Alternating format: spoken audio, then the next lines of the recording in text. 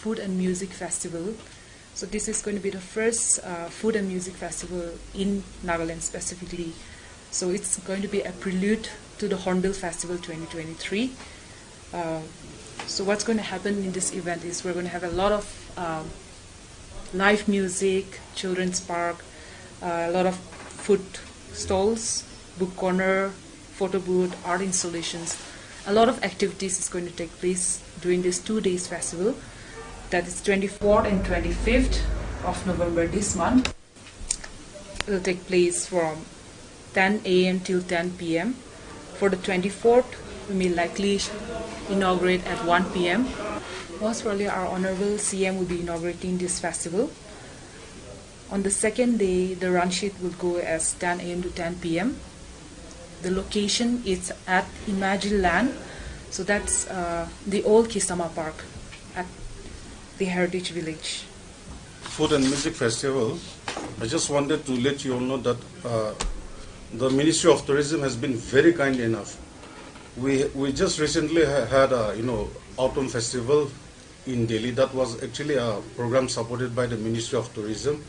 It's more of a prelude to the Hornbill Festival, and this is also in line with the we call it as a prelude to the Hornbill Festival, and these programs are specifically supported by the Government of Nagaland as well as funded by the Ministry of Tourism.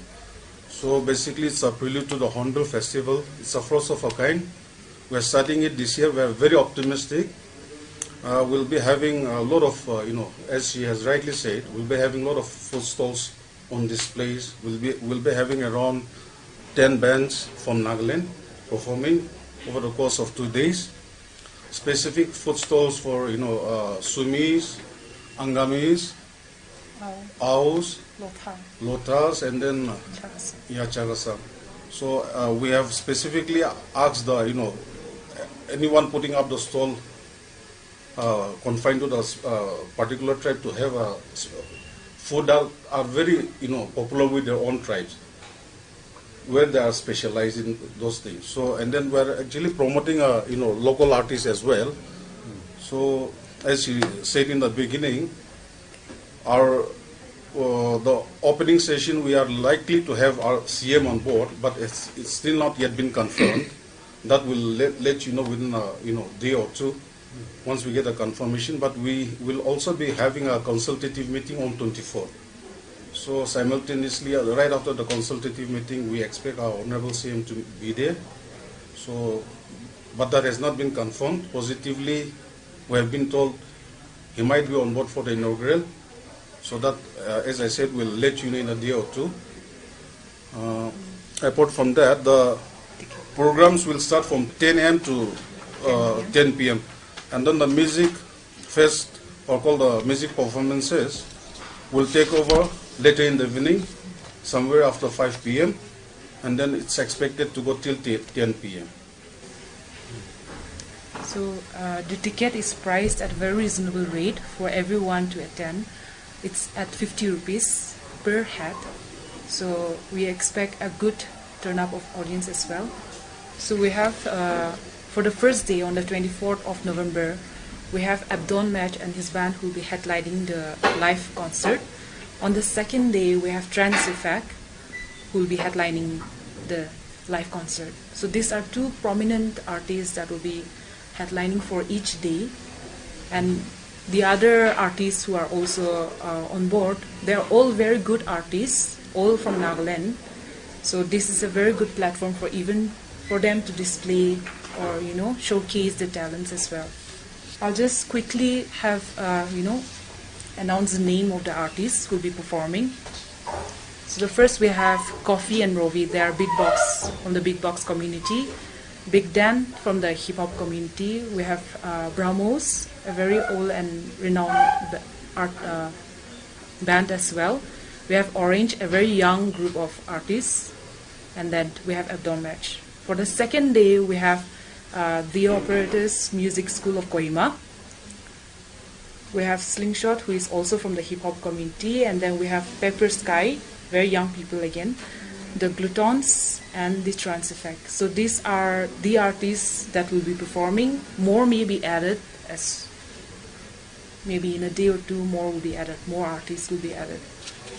See, the reason why we wanted the imagination to take over this press conference and maybe apprise you about the programs and all is specifically we have impaneled them as an agency, because everyone is quite aware that the Hornbill, hectic preparation for the Hornbill is taking place for the department officials. So there are a tourism impaneled agency, and it's an officially government funded event. The itinerary that people have, mostly, especially when we had that in Delhi, we were confining it to we were targeting a specific audience, specifically the government bureaucrats, maybe the embassy, the staffs on the embassies and all. For 1 to 10, for us it's a festive days when we have festivals, but then for them it's a working days. So we wanted to exactly, if they cannot come to Nagaland to experience the Hornbill, why not take it to them? So the same case goes for here in Nagaland also. There are so many people. It's a for Nagas, especially the tourist footfalls in Nagaland starts right after November, and then not everyone. Sometimes you go up to Kisama. Even now you'll see a lot of foreigners visiting Kisama. So we thought like most of them usually they wanted to actually be here for the festival, but the itinerary has been planned out in such a way that their availability is not there. So we wanted them to experience, firsthand. So that's why we call it a prelude. When they cannot make it, have a certain date curated for them, so that they can experience it, and then later on, maybe in the years to come, they'll like it, and then they'll make it a point to visit Hornbill. So that's the whole purpose. So we have planned it out, like, as I said, like there's so many visitors coming for the just before the Hornbill, and then the peak season. When we say peak season for the visitors, especially the footfalls foreign visitors, we always assume it to be 1 to 10, but that's not the case, because it's the season is such that the footfalls of tourists visiting Nagaland starts from right after October. And then we have so many visitors visiting the Nagaland, so that's how we felt like we are why not curate certain events for those who are actually here now, and then we're doing extensive promotion on so many of our social media platforms. Hornbilltv.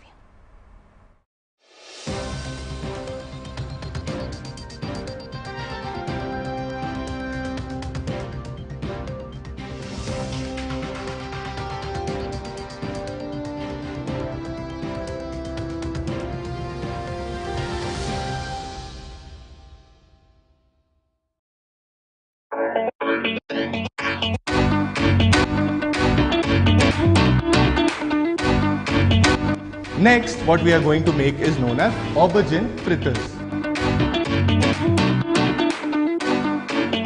So we are now making a thick soup which is called cabbage chowder.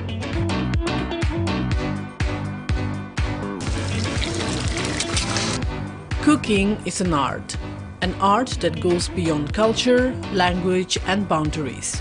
Every food has its story, and cooking needs more than just mere skills, it needs love. Come join us every Sunday at 4:30 p.m. as we learn to cook while exploring what goes beyond the plate.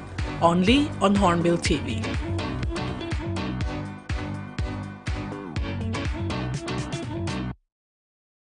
Is an important issue that often gets overlooked.